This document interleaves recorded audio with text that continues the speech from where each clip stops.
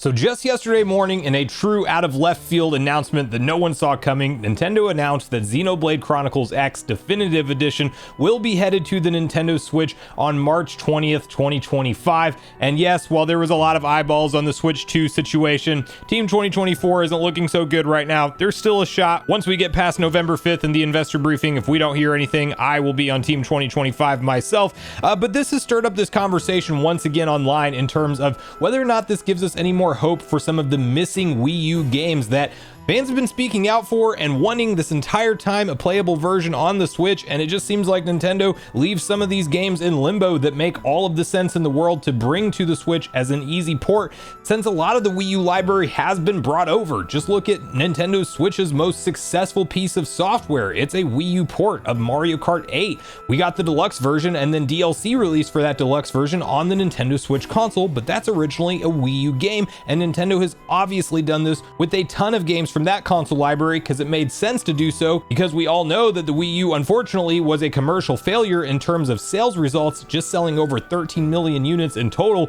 And you look at the 141 plus million that Switch has achieved, and why would you not bring forward some of your classic titles that were great games and had probably expensive development budgets and give them a second shot to sell on a vastly more successful platform? And while I personally am very excited to check out Xenoblade Chronicles X Definitive Edition for the first time on Nintendo Switch, because I did not own that game on the Wii U, and have heard from really all the Xenoblade fans that it's amongst the best entries in the series, if not the favorite entry in the series for some people. And if you look at the trailer and screenshots that have been made available online, this game is actually getting visual enhancements and character aesthetics being adjusted and reworked to kind of look like more of the other Xenoblade entries. And it's even been revealed that there will be additional story content baked into this. So huge win for all the Xenoblade fans out there that have been waiting for this game this whole time. But as somebody who obviously has been keeping up with all of the different rumor cycle, we can go all the way back to 2021 when Zelda was having its 35th anniversary, and we learned that Skyward Sword would be coming to the Switch, and there were rumors that popped up that Wind Waker and Twilight Princess are also done, finished there, sitting on a shelf somewhere, ready to be released. And we of course have been waiting this entire time to maybe see those games come to the Switch, maybe not. And now that we are in this environment that we are realizing we may have to wait until something like 2025 to get a good look at the next gen Nintendo console, there are also rumors and leaks appearing online suggesting that a lot of Switch 1 software will be in the pipeline for the foreseeable future before we even learn about Nintendo's next gen hardware. And if you look at Nintendo's overall 2024 release schedule so far, ports and remasters are a go-to for them right now, as they no doubt have their top creative minds working on brand new experiences for the next gen platform. And could Nintendo's secret plan this entire time really be to save some of their key Wii U and even GameCube and Wii era titles that they know they're going to remaster and re-release? They were just waiting for this moment the entire time, while they need that roadmap of support for their current gen platform while we're building up to their next gen hardware. And they are well aware that they will need to continue to support the Switch past the launch of their next gen console. And might that finally be the time that we will get some of these missing ports that have been rumored for so long, such as Wind Waker, such as Twilight Princess, and even the currently missing Metroid Prime 2 and 3, because we saw a trailer for Prime 4 and it has 4 in the title, Metroid Prime 4 Beyond to be exact, yet Nintendo only has Prime 1 playable on the Nintendo Switch. So I do believe that this makes something more of a case that you could expect to see certain remasters that we thought were just stuck in limbo or not coming at all, that yes, it could just be a play for the late Nintendo Switch lifecycle software, or even as mentioned into the launch of the next gen console, we might have the next 3D Mario out, the next Mario Kart out, the next Smash Bros out, and Nintendo could still, in theory, for a year or two past the launch of that console, be supporting the Switch 1 with new software. And I think they will want to do that with the historic user base that they've created for this platform. And interestingly, while I mentioned that nobody was really expecting Xenoblade Chronicles X to be released, we actually did have a couple accounts on social media teasing this reveal ahead of Nintendo doing it, starting with Ryan from the Bronx, who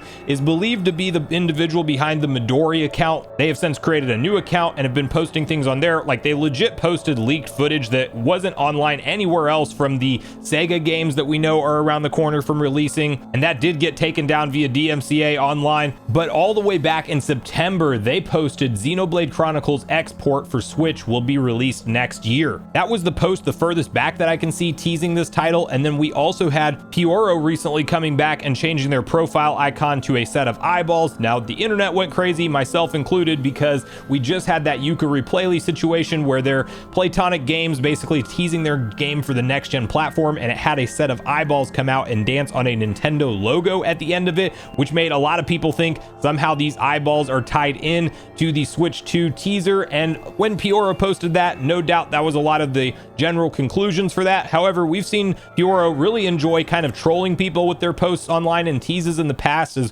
one time they were teasing Nintendo World Championships, but because it was a cartridge picture of the old Nintendo World Championship from the NES and it had those SW 1, 2, 3, and 4 slots, people thought there were multiple variants of the next Switch console and he was teasing a next gen Switch reveal, and that was not the case. Well, we now learn, according to Pioro, that those eyeballs pointing at the X symbol was actually what they were teasing, and it was indeed the Xenoblade Chronicles X reveal. And they've also claimed that there's a little more to come from Nintendo, so maybe an announcement has already happened by the time you're watching this video, as I'm filming the day before you're seeing it go live, or maybe not yet, but we should be able to expect something else small from a first party perspective to be revealed. Maybe even the Switch 2. I haven't given up all hopes on that, but I don't think any insider or leaker has any clear timeline or picture of when that's happening at this point. And then an account that I never thought I would pay any attention to again, and honestly, rightfully so, as they've just been proven wrong so many times in the past, and we're really one of those people that would put out information and try to pass it off as their own, and it's not even legit info. They got so many things wrong that we were never going to talk about this individual again.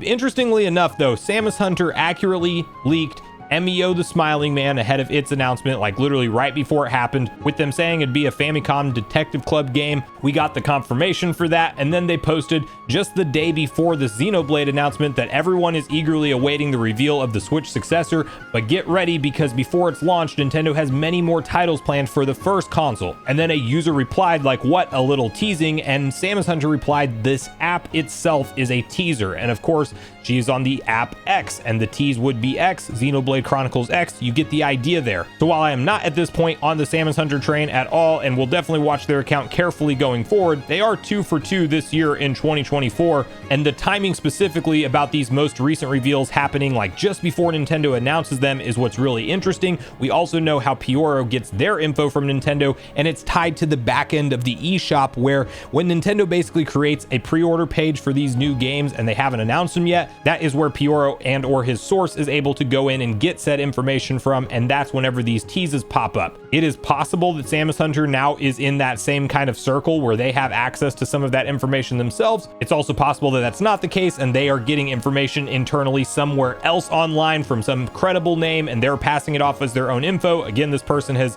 a spotty enough BS track record in the past that I'm not really putting all my stock into them anymore, but an interesting claim about having many more titles planned before we get to the Switch successor for the Switch, and now we're kind of seeing this. Well, I would speculate that ports and remasters are going to be the direction that Nintendo will continue to go for supporting Switch 1 from a content perspective. And you also look at 2025's release schedule as of now, and we now have our January game with Donkey Kong Country Returns HD and our March game with Xenoblade Chronicles X Definitive Edition. But what we do not have is a February piece of software, and Nintendo has historically delivered on that February month as well. And I think that we will probably see something like a shadow drop announcement of potentially Prime 2 and 3 as a combo pack at a Nintendo Direct presentation in the month of February, which will hopefully get Nintendo back to their regular cadence of having 3 first-party mainline Directs per calendar year, and I think they will kick it back off in February, and I think we will likely know about Switch 2 hardware at that point in time, so they can also be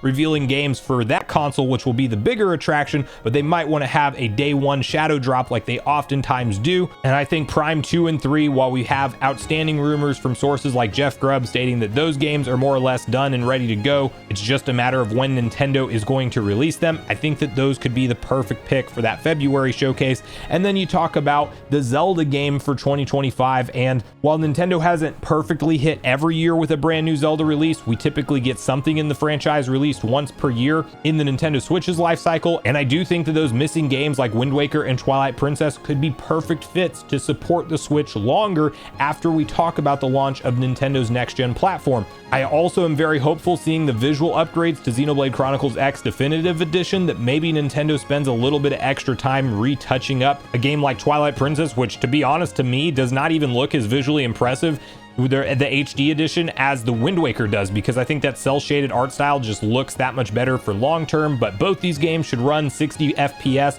and hopefully have a few more visual performance enhancements, and then re-release them individually or re-release them as a combo pack. But I do think that those games make a ton more sense for them to just kind of be there on the current family of Switch consoles that has a massive user base, and Nintendo uses these as end of the road Switch software support while we're learning about their new major first party games for their next gen hardware. That's what makes the most sense to me. It's given me just a little bit of a glimmer of hope once again for these timeless classic 3D Zeldas to maybe be re-released in some way, shape, or form on the Switch family of systems. And who knows, when it's all said and done and we finally get to look back, we might have all of the major 3D Zelda entries playable on one piece of console hardware with the Switch family of systems. So let me know in the comments down below if you have any more or less hope for these classic Wind Waker, Twilight Princess, and or Metroid Prime 2 and 3 making it over to Nintendo Switch now that we have the Xenoblade Chronicles X release. And are you personally hyped for the Xenoblade Chronicles X announcement? Will you be picking it up? What do you think of the visual enhancements to that game over the Wii U version, and the confirmation that there's new story content involved as well? And do you think we do indeed see Nintendo go in this continued direction of supporting their end of life period of the Switch with ports and remasters, or do you think we maybe have one or two left in the tank but not all of the games that I suggested here in this video? So make sure you share all your thoughts and feelings in the comments down below before you leave, regardless if we agree or disagree. Also make sure you like, subscribe, turn on your notification bell, and with that, I've been Sunbro, you've been Nation. Thanks so much for watching, and I'll see you guys in the next video.